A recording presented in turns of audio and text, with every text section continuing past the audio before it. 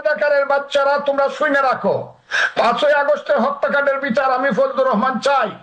বাজে কথা বলবে না। তোমাদের চেয়ে 5ই আগস্টে আমি বেশি কষ্ট করছি, আমি বেশি রিস্ক নিছি। রাজাকারের বাচ্চারা আমাকে কালকে অন্তত 5 লক্ষ গালিতে, 5 লক্ষ রাজাকারের বাচ্চারা। আমি তাদেরকে বলি বিচার হতে হবে 5ই আগস্টের, কিন্তু বিচার হতে হবে লিগেল বিচার, ইলিগেল বিচার না।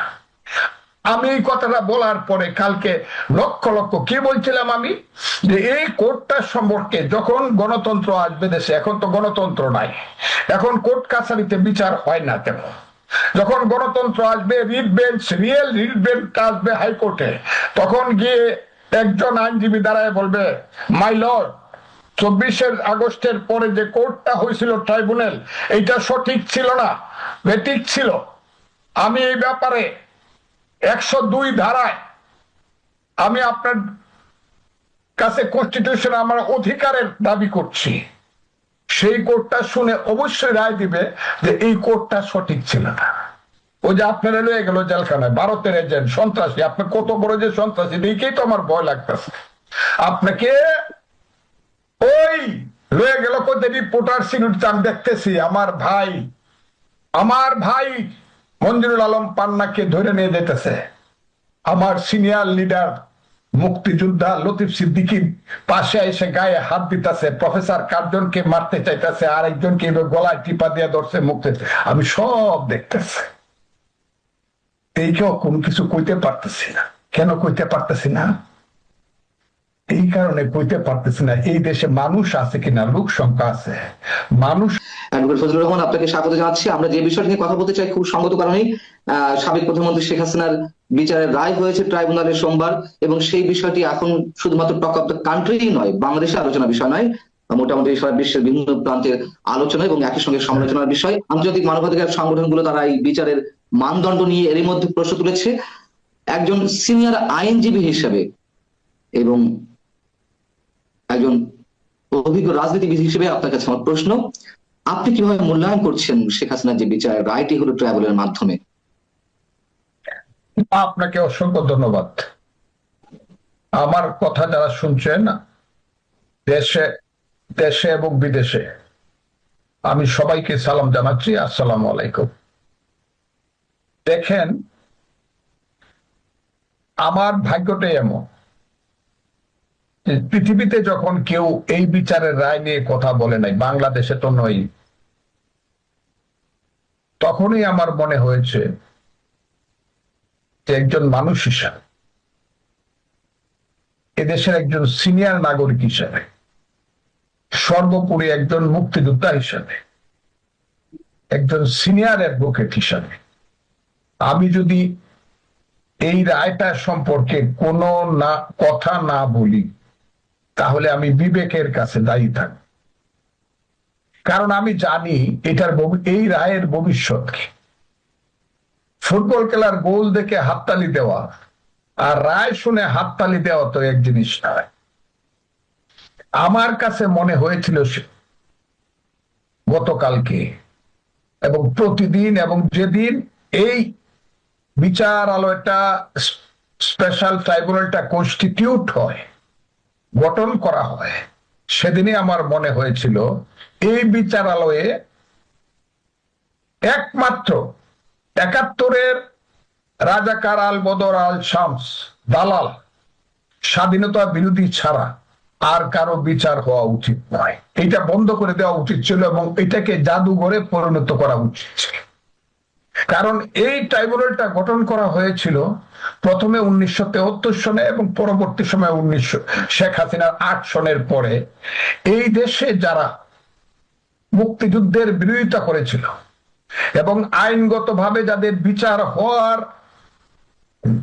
জন্য নিশ্চিতভাবে চুক্তি হয়েছিল, সেই চুক্তি কেউ জানে না। আমি কি করবো, কে জানে, কে জীবিত আছে, আমি তো বুঝি না। তো চুক্তি হয়েছিল, যে চুক্তিতে লেখা ছিল 1971 সনের 16ই ডিসেম্বর নিয়াজি যখন জেনারেল জগজিৎ সিং অরোরার পায়ের নিচে তার রিভলভারটা লেখে দস্তখত করে সারেন্ডারের, সেই সারেন্ডারের দস্তখতে লেখা ছিল, সেই পত্রে লেখা ছিল এই 93,000 পাকিস্তানি হানাদার বাহিনী তো সারেন্ডার করলই, তাদের তো বিচার হবেই।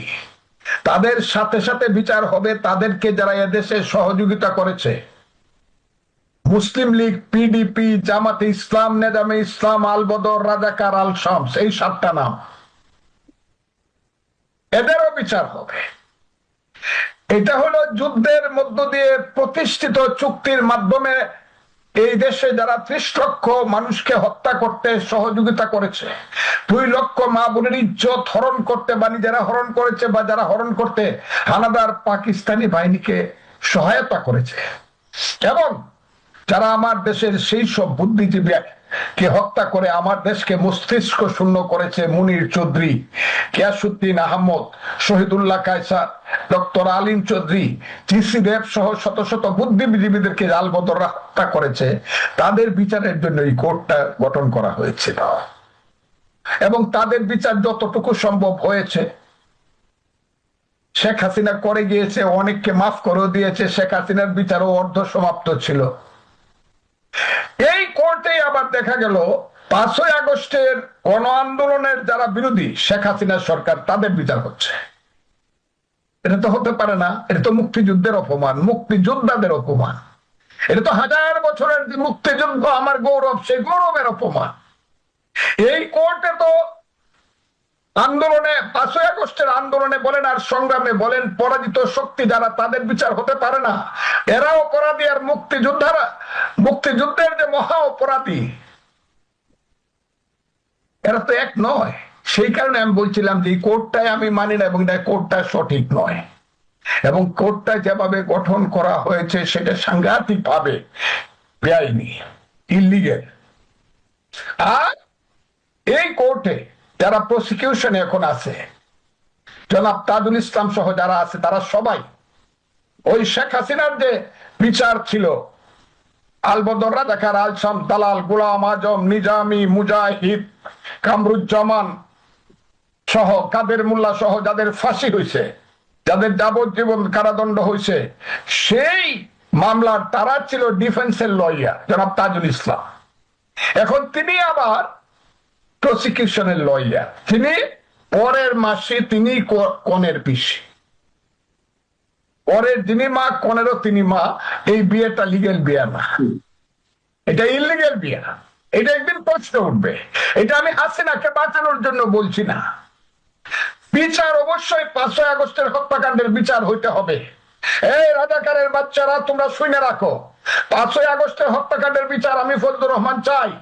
বাজে কথা বলবো না, তোমাদের চেয়ে 5ই আগস্টে আমি বেশি কষ্ট করছি, আমি বেশি রিস্ক নিছি। রাজাকারের বাচ্চারা আমাকে কালকে অন্তত 5 লক্ষ গালিছে, 5 লক্ষ রাজাকারের বাচ্চারা।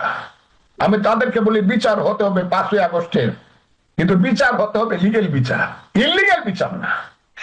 আমি এই কথাটা বলার পরে কালকে লক্ষ লক্ষ, কি বলছিলাম আমি, যে এই কোর্টটা সম্পর্কে যখন গণতন্ত্র আসবে দেশে, এখন তো গণতন্ত্র নাই, এখন কোর্ট কাছারিতে বিচার হয় না কেন। যখন গণতন্ত্র আসবে, writ bench, real writ bench আসবে হাইকোর্টে, তখন গিয়ে একজন আইনজীবী দাঁড়ায় বলবে, মাই লর্ড, 24 আগস্টের পরে যে কোর্টটা হয়েছিল ট্রাইব্যুনাল, এইটা সঠিক ছিল না, বেঠিক ছিল। আমি এই ব্যাপারে 102 ধারায় আমি আপনার কাছে কনস্টিটিউশন আমার অধিকারের দাবি করছি। সেই কোর্টটা শুনে অবশ্যই রায় দিবে যে এই কোর্টটা সঠিক ছিল না। এই কোর্টের আমার কথাটা শুনে 1 মিনিট, এই কোর্টটা সঠিক ছিল না, এবং এইটা আবার অ্যাপিলেট ডিভিশন সাপোর্ট করবে। আর সেই কোর্টটা যদি সঠিক না থাকে, তো এই কোর্টের বিচার তো পরের ব্যাপার, কোর্টই তো সঠিক না। 1, 2 হলো, আমি যে কথাটা বলছিলাম সেই কথাটা আজকে জাতিসংঘ সমর্থন করতেছে। আমি যে কথাটা কালকে বলছি সেই কথাটা আজকে সমস্ত মানবাধিকার সংস্থা সাপোর্ট করতেছে। আমি যে কথাটা বলছি সেই কথা অস্ট্রেলিয়া থেকে, জাপান থেকে ধরে, ইউরোপীয় ইউনিয়ন থেকে ধরে, আমেরিকা সবাই সাপোর্ট করতেছে। তা আমাকে হাজার হাজার গালি কেন দেওয়া হইলো? আমি তো বলতেছি না বিচার করা যাবে না, বিচারের ব্যাপারে আমার কোনো কথাই নেই। আমি বলতেছি কোর্টটা ইলিগেল, কাজে ইলিগেল কোর্টে কোনো লিগেল বিচার হইতে পারবে না। এটা হলো আমার কথা। বিষয় হচ্ছে যে ইলিগাল বিচার, আপনি বলছেন যে যুদ্ধাপরাধী বিচারের জন্য এই ট্রাইব্যুনাল গঠিত হয়েছিল, অর্থাৎ শেখ হাসিনার বিচারের জন্য নতুন কোন ট্রাইব্যুনাল গঠন করা যেতে পারে, তো এটা হচ্ছে আপনার বক্তব্য? ইয়েস, হ্যাঁ, আচ্ছা, নতুন। এখন হাইকোর্ট ডিভিশনে কেউ আপিল করলে হাইকোর্ট এটিকে মানে এই ট্রাইব্যুনালের বিচার স্থগিত করতে পারে বা বাদ দিয়ে দিতে পারে। হাইকোর্ট বলতে অ্যাপিল ডিভিশন, সেই অ্যাপিলের কি কোনো সুযোগ আছে? কে করবে এই অ্যাপিলটা, কার পক্ষ থেকে করা হবে? না, নিয়ম হইল ফিউজিটিভ, যারা পলাতক লোকের কোনো আপিল নাই, বিচার পাওয়ার Right. অধিকার নাই। কাজে শেখ হাসিনা এবং ওই যে কি নাম স্বরাষ্ট্রমন্ত্রী ছিল, আমার মনেও থাকে না ভাই, না, আসাদুজ্জামান কামাল সাহেব, এরা যদি আইসা সারেন্ডার